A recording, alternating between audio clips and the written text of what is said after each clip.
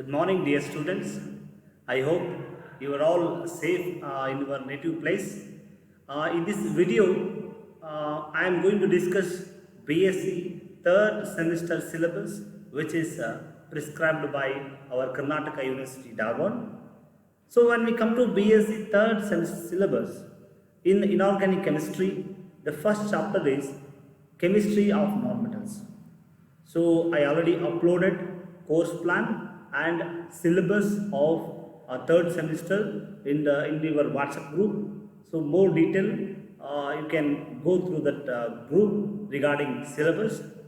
So in the first video, I am going to discuss start the chemistry of nonmetals. So, in this chapter, mainly we are going to discuss some of the compounds of nonmetals, their properties, preparation, and some of the applications we are discussing in these chapters.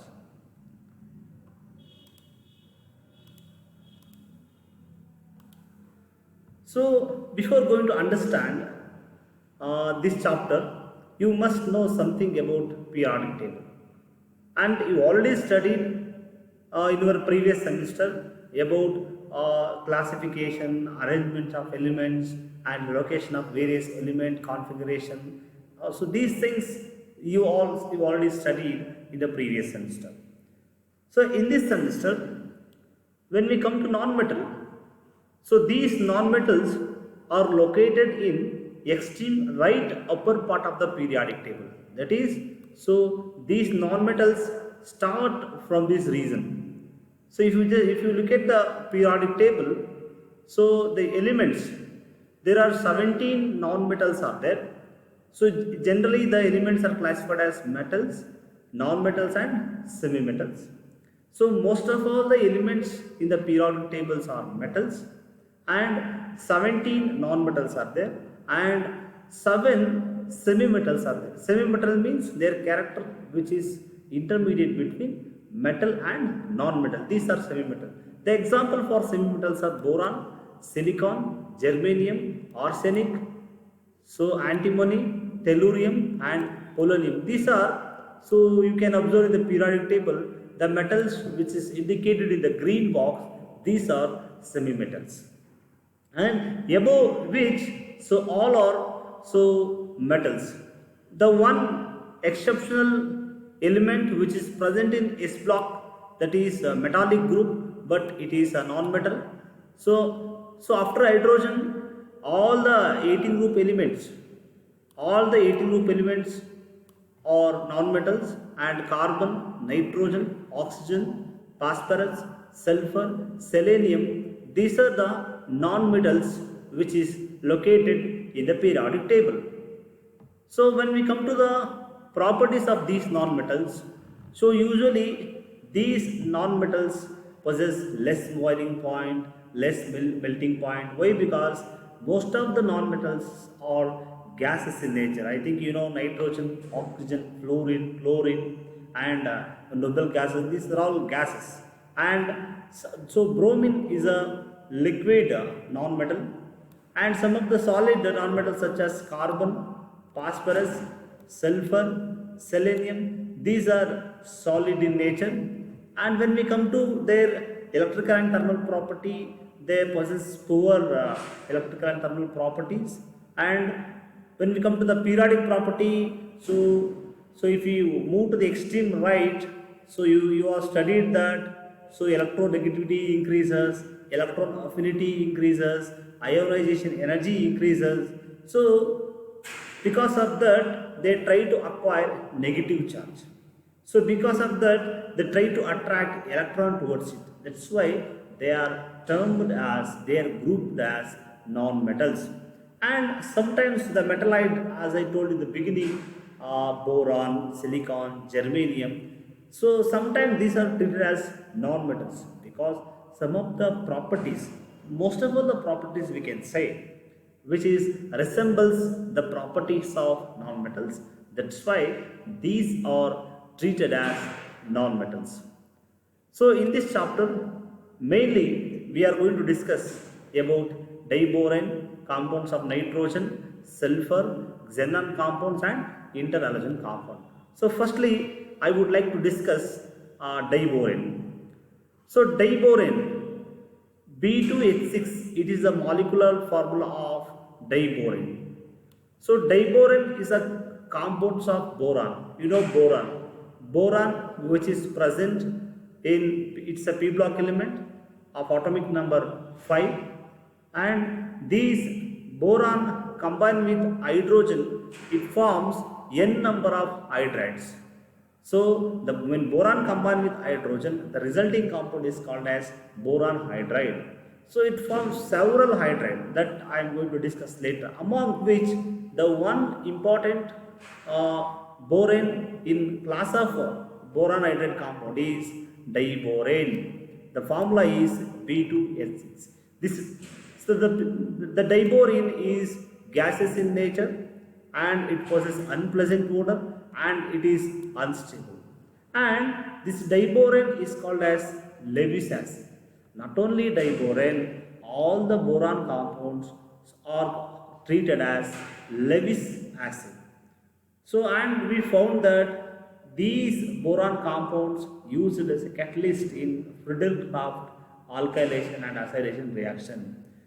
They are called as Lewis acid because they have a tendency to accept electron towards it.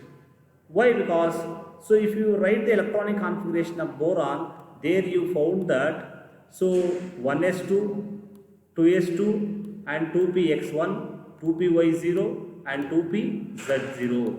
This is the electronic configuration of boron. So in that, so the boron has empty orbital. So these empty orbitals have a tendency to accept electron towards it. That's why they act as acid, and that's why these are termed as Lewis acid. Next, when we come to preparation of diborane, so because of its synthetic applications, the diborane can be prepared in the laboratory. So it can be prepared by three methods. The first method is, so on heating boron trichloride and lithium aluminum hydride. When boron trichloride react with lithium aluminum hydride, it gives diborane, aluminum chloride and 3 molecules of lithium chloride. This is one method of preparation of diborane, and it can also prepared by using sodium borohydride and iodine. When sodium borohydride react with hydrogen, it gives diborane and 2 molecules of sodium iodide, and it liberates hydrogen gas. So in a large scale, the diborane can be prepared by using the last method. So in this method, so we are going to use boron trifluoride and lithium hydride, LiH. So this boron trifluoride react with lithium hydride, it gives B2H6 diborane and 6 molecules of lithium fluoride. So this is the last method which is used to prepare diborane in a large scale. So these are the 3 methods in which we can prepare diborane. Next one is chemical properties of diborane. So as I told, this diborane is a gas. It is less stable. So, and if we have to store this diborane in a cold condition, and it is vigorously react with water. That's why we have to keep this borane in the absence of water or moisture. So when we come to the chemical properties of diborane, so see the first reaction here. So dear students, if it is difficult to observe, you can see the cursor here. So below which I am going to underline by using red line. If you observe this line, you can easily understand the reactions. The first one is chemical property. So this diborane is highly water sensitive. So it's vigorously react with water to produce H3BO3 boric acid, and it liberates 6 molecules of hydrogen gas. Second reaction is these diborane react with 2 molecules of base, that is potassium hydroxide, and in the presence of water it gives potassium borate, and so in preparates 6 molecules of hydrogen gas. And this diborane is react with sodium. It form sodium borohydride and sodium metaborate. So sodium borohydride and sodium metaborate. And this diborane react with 6 molecules of chlorine. It gives boron trichloride. So it is also act as Lewis acid and 6 molecules of hydrogen chloride gas. And next one is the reactions of diborane with ammonia. So the reactions of diborane with ammonia is really interesting. So it gives more than 2 to 3 products. The nature of product obtained in this reaction, it is depends on the quantity of ammonia which is used in the reaction. If you vary the stoichiometric composition of diborane and ammonia, the product varies.